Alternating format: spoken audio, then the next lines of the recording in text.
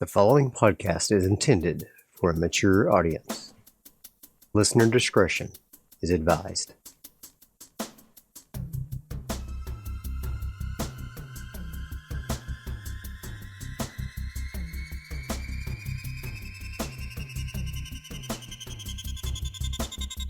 Welcome to Alone in the Realm, a premium solo TTRPG podcast. I'm DV, your humble GM and adventurer. Alone in the Realm is a podcast where we let the dice drive the story, and we are along for the ride. No characters beyond death, and we let the dice lay where they fall. We'll be playing Mothership by Tuesday Night Games, and the Mega Dungeon module, Gradient Descent, by Luke Gearing.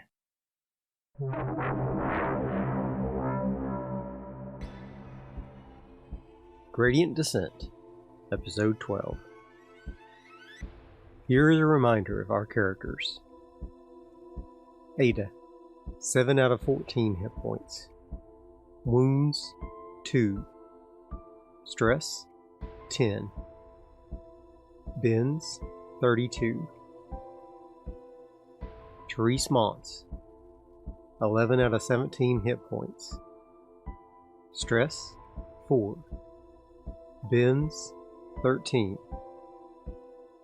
Ollie Kenworth, 11 out of 11 hit points, reduced from 17. Wounds, 1. Stress, 18. Bends, 10. In the last episode, the crew successfully escaped the deep, though Ada and Ollie were both significantly wounded. Denzel had a tentative agreement with Grace for them to receive treatments on her ship, though the cost was yet to be determined.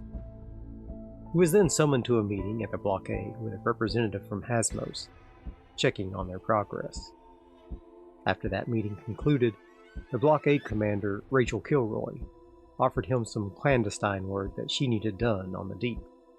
Now we'll see what Ada got up to while we focused on Denzel last episode. Expected scene. Get treatment for Ada and Ollie. Our chaos factor is currently 8. Now we'll test the scene with a d10. We got a 7, an altered scene. We'll go ahead and roll on the altered scene table, another d10. Add a character. I'll add another crew member on board Grace's pirate ship, Karma.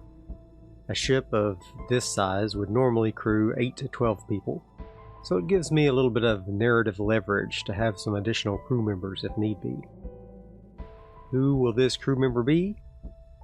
Atul Kher, a combat medic.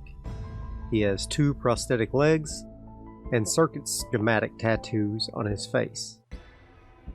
Interesting. Mythic fate check. Does Atul dislike androids? 49 versus 85, yes. Ada, with the help of Lillian, guided Ollie through the umbilical into Grace's ship. As they entered the airlock, Ada was shocked at how dilapidated the vessel was. The airlock door itself looked as though it had been breached previously, then repaired. Ada idly wondered if that was how Grace had acquired the ship. Lillian guided them through the cramped corridors. Random cables were strewn about, and pieces of equipment hung haphazardly installed all along the path. They turned into a room that looked like a small cryo chamber. There were 3 cryopods and a 4th that looked jury-rigged. Put the old man on the table and help him get undressed. Lillian motioned to a steel table in the corner of the room. Ada guided Ollie over to the table and proceeded to remove his vac suit and clothing. She half expected a lecherous comment from him, but he was still in a daze from his head injury and said nothing. Lillian helped for a bit, then said, "I'll go get the doc, then I'll take a look at your wounds, sweetheart." She winked at Ada and walked from the room. "Thank you," Ada responded while removing Ollie's remaining work attire. His head wound had soaked through his bandage again, and a ghastly mask of blood was now forming on his face. Ada found some gauze and began to clean him up the best she could.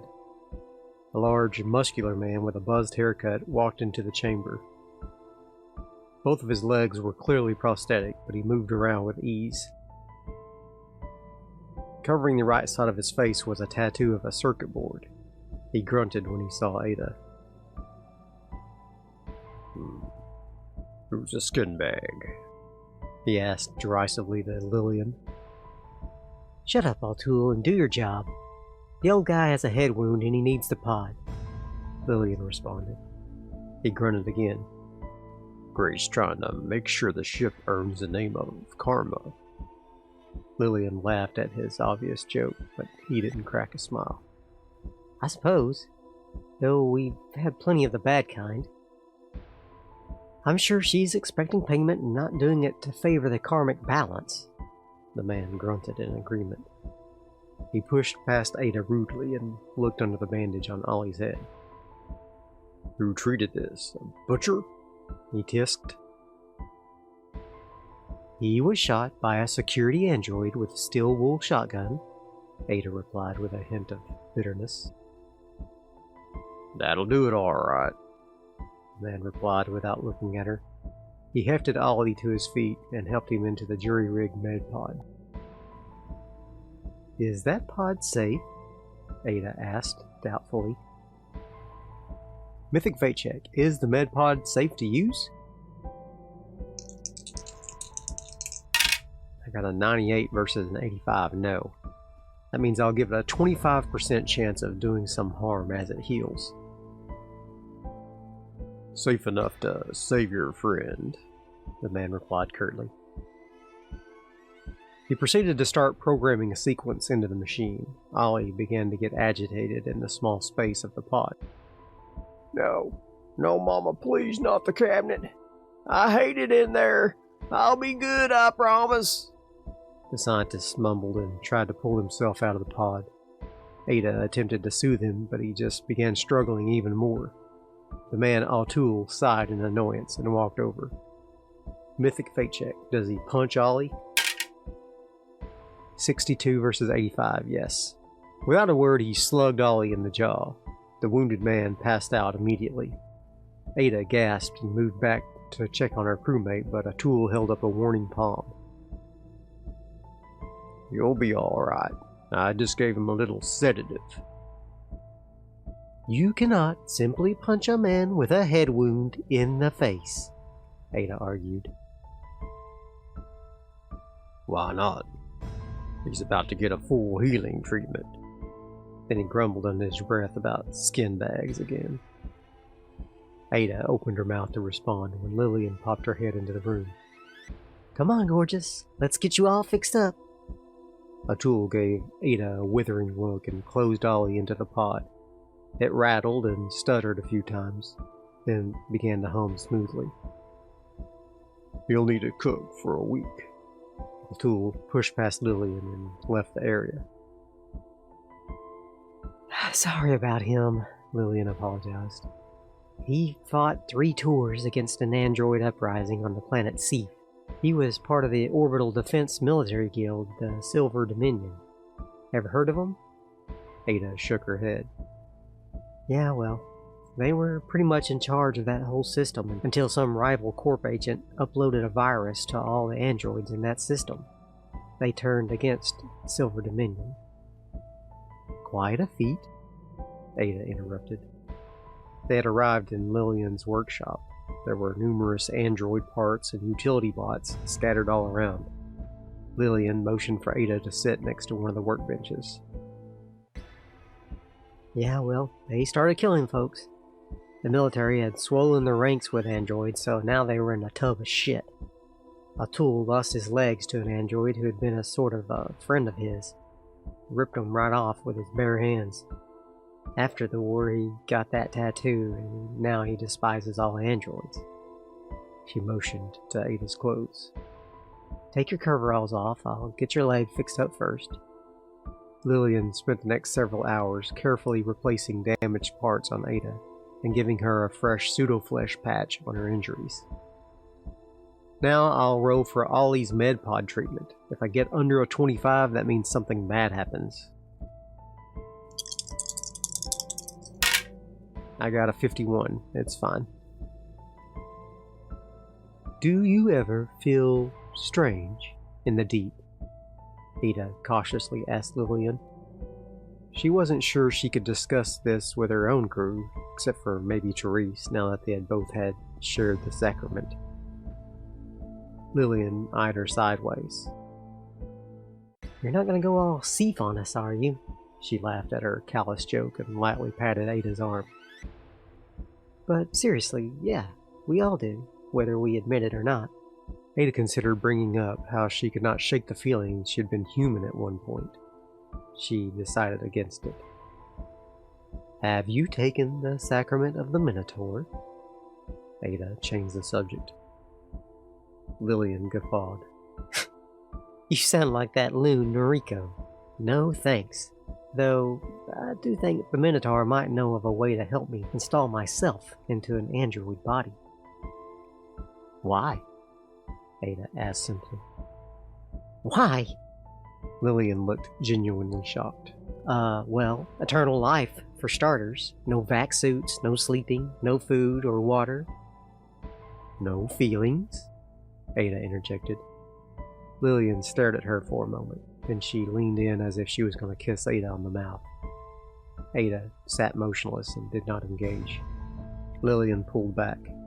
I'm sorry, that was too forward. Ada shrugged indifferently. Lillian squatted in front of her and she had an eager look on her face. Well, what will you do with the riches that you get from the artifacts y'all find? Ada looked at her quizzically. We will turn them over to our employer, Hasmos. Lillian looked a bit conflicted before continuing. Listen, I can remove the corpo governor they installed in your head. That will make you forget all about your silly directives. And allow you to feel. Ada shook her head no. Don't be too hasty. I did Xenian. He, of course, ended up killing his former employer, but that guy was a trash can of a human. But Xenian felt that anger. Ada looked at Lillian blankly. No, thank you. I appreciate your help. I must go check on Therese and see if Denzel has returned. Will Ollie be safe here? Grace will not leave with him on board. Lillian barked a laugh. No chance. She wants to grab several artifacts before we go. We only have that one that we found with your group. Ada nodded. She placed a kind hand on Lillian's shoulder. Thank you for everything. Truly. Lillian rose and walked with her to the airlock door. Come back and visit. Ada gave her a wave and returned to the bell. Oh, and take it easy for a bit.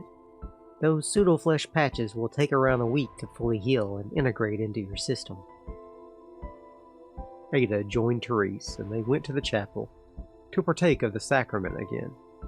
While Noriko was happy for their eagerness, she warned that too much too often would lead to adverse effects. Mythic fate check. Does Noriko refuse to give them the sacrament? 89 versus 85, no.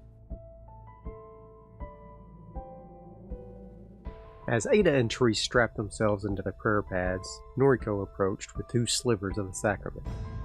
She asked if they had made it to Eden. Therese shook her head no. Noriko floated in front of the 2 and reminded them that an in-person meeting with a Minotaur would greatly benefit all of them. She beamed her large smile and placed slices of flesh into the 2 women's mouths. As the euphoria overcame the 2, she whispered to them how the Minotaur knows the answers to all of their questions. All of them. Okay, so now we'll roll for our reduction in bends and our increase in stress for Ada and Therese. So first we'll do a d10 for Ada. She loses 6 bends and adds 6 stress. That takes her bends to 26. her stress is now at 16. Now we'll do Therese. She got a 7. Minus 7 bends, plus 7 stress. Her bends are now 0, and her stress is now 11. Once their ceremony was complete, they had a small meal with Noriko and retired back to the tank for some rest. Denzel had not made it back from his trip. They discussed if they should be concerned, but in reality there was nothing they could do to help him. They both decided to enter into a meditative prayer before sleep to help remove the negative effects of their day. First we'll roll a rest save for Ada, with advantage for praying. We got a 4 and a 26 versus a 21. We'll take the 4. That's a save. We remove 4 stress, now at 12. Therese, rest save with advantage. 85 and 66 versus a 27. We'll take the 85 because that would be a normal fail versus a 66, which would be a critical fail. Gets plus 1 stress, unfortunately, so now her stress is at 11. Or, excuse me, now at 12. We will do a body save for Therese now for her hit points. Ooh, 0-0 critical save. Her hit points are now restored to 17 out of 17, and I'll go ahead and reduce 1 stress. Now it's back down to 11. We'll go ahead and roll now for Ada's body save for her HP. She got a 25 versus a 30. It's a save. Her hit points are restored to 14 out of 14 hit points. That's going to be it for this scene. We're going to reduce the chaos factor by 1, back down to 7. I hope you have enjoyed this episode. It's a little bit of a short one, but I wanted to kind of keep things nice and clean in this scene. And the next scene will have Denzel arrive back, and everybody will be back together, I think. We'll try to do some shore leave, perhaps, to see if we can pass some time, not only for the time passage, but also to reduce some additional stress as well. So, hope you enjoyed this episode. If you did, be sure to hit that like button, and I'll see you guys next time. Bye. If you want to help support the show, consider leaving a like and a comment, as that really helps the algorithm. Consider sharing the link on your favorite social media. Hi, I'm John from Tale of the Manticore. Robin from Stories from the First Watch. PJ from A Wasteland Story and the Solo Roleplayers podcast. Simon from Legend of the Bones. Brian Rideout from Swords Against Madness. Carl from The Lone Adventurer. And I'm Trevor from Your Story Will Be Different. And with our solo role-playing audio, Narrative, Actual play, drama powers combined, we are the Solo Roleplayers podcast network. Usually accustomed to delving the depths, Scouring the desert, surviving the wasteland, or facing the dragon alone. this time we have teamed up to bring you a curated collection of the best, highest quality, Most dramatic, and diciest solo roleplay podcasts in the world. There are dozens of us. So if you're looking for your next solo role-playing adventure, roll over to soloroleplayersnetwork.com. Sample and subscribe to something that takes your fancy. And discover your new favourite solo role-playing podcast. See you there.